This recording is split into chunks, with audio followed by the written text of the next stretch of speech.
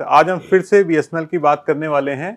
और कल भी हमने एक वीडियो किया था बीएसएनएल के 4G के बारे में। बीएसएनएल का 4G देश के कई शहरों में शुरू हुआ है और लोगों ने सोशल मीडिया प्लेटफॉर्म एक्स पर इसके बारे में पोस्ट भी किया है। लोगों को काफ़ी अच्छी स्पीड मिल रही है।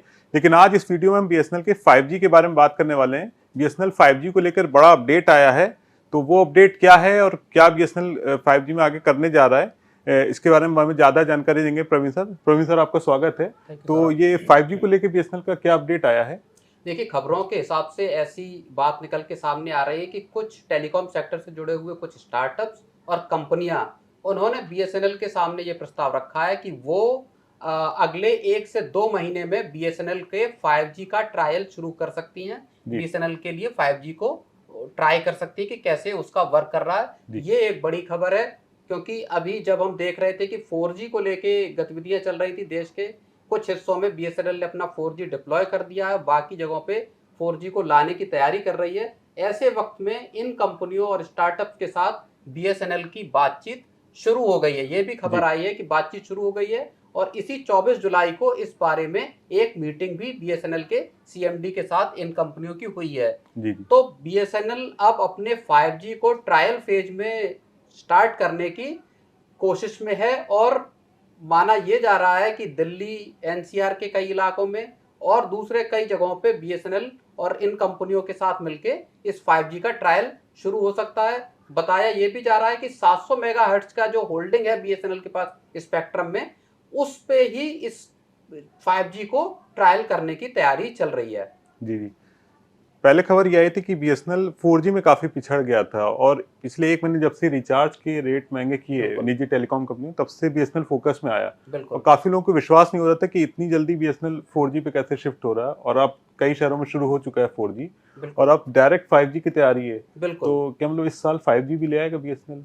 अब ये देखना होगा, क्योंकि सरकार जिस तरह से सपोर्ट कर रही है और हमने अपनी पिछली कई खबरों में भी ये बात बताई कि ज्योतिरादित्य सिंधिया जो टेलीकॉम मिनिस्टर हैं, उन्होंने भी एक बयान दिया था कि वो डेली बेसिस पे बीएसएनएल के जो 4G डिप्लॉयमेंट है उसके लिए मीटिंग्स होंगी, उसको लिए एक पूरी कमेटी बनाई गई है, वो उसको देखेगी कि किस तरह से 4G को डिप्लॉय किया जा रहा है।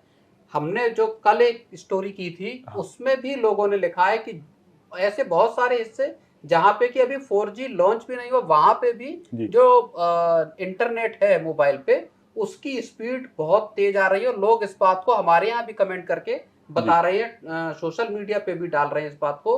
तो जो देश के कई अलग अलग हिस्सों में जहां 4G लॉन्च किया गया है या 4G लॉन्च नहीं भी हुआ है, वहां भी बीएसएनएल के जो इंटरनेट सर्विसेज हैं उसमें सुधार आया है। एक चीज, जल्दी ही सारे देश में बीएसएनएल अपने 4G को लॉन्च कर सकती है। और इसको आप ऐसे भी समझिए कि अभी जब बजट आया तो उसमें 1,28,000 करोड़ रुपए का सरकार ने प्रावधान टेलीकॉम सेक्टर के लिए किया है। उसका बड़ा हिस्सा 89,000 करोड़ रुपए के करीब वो पैसा जाएगा बीएसएनएल के पास, जिसमें उसको 4G 5G डिप्लॉय करना है और अपनी रिस्ट्रक्चरिंग करनी है।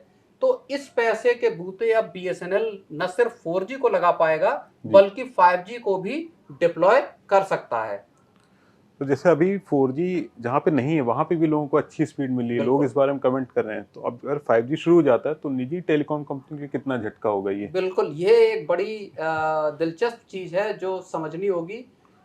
पिछले महीने जब जियो ने शुरुआत की टैरिफ हाइक की और उसके बाद एयरटेल ने तुरंत बढ़ाई और उसके बाद फिर वोडाफोन आइडिया ने किराए बढ़ाई, उसके बाद से पूरे देश में एक आक्रोश पैदा हुआ। हमने भी अपनी रिपोर्ट्स में लगातार बताया, लोगों ने हैशटैग चलाने सोशल मीडिया पे भी शुरू किए कि बीएसएनएल पे सिम पोर्ट करें, बीएसएनएल की घर वापसी, इस तरह के हैशटैग हमने सोशल मीडिया पे चलते देखे।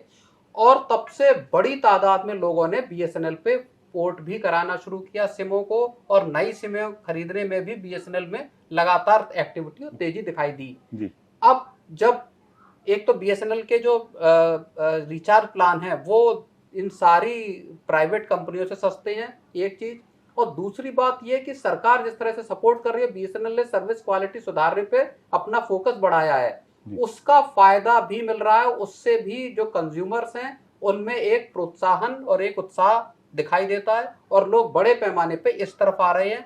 अब जो एयरटेल, जियो और वोडाफोन आइडिया हैं, उन्होंने जो महंगे किए हैं, उनके लिए ये वाकई एक बड़ी परेशानी का सबब हो सकता है, क्योंकि देश में पूरे देश में बीएसएनएल के पास नेटवर्क भी है, उसके पास टावर भी है, उसके पास इंफ्रास्ट्रक्चर भी है, और ऐसे में वो बहुत आसानी से compete कर सकता है इन तीनों कंपनियों को।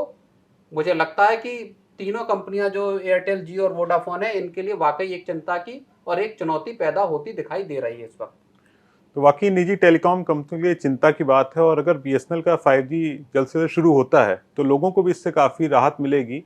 कम रेट पे उनको 5G सर्विस का फ़ायदा मिलेगा। अब देखना ये होगा कि कितनी जल्दी बीएसएनएल पूरे देश में 4G शुरू करता है और 5G का ट्रायल कितना सक्सेसफुल रहता है। तो आपको हमारी बातचीत कैसी लगी ज़रूर बताएं।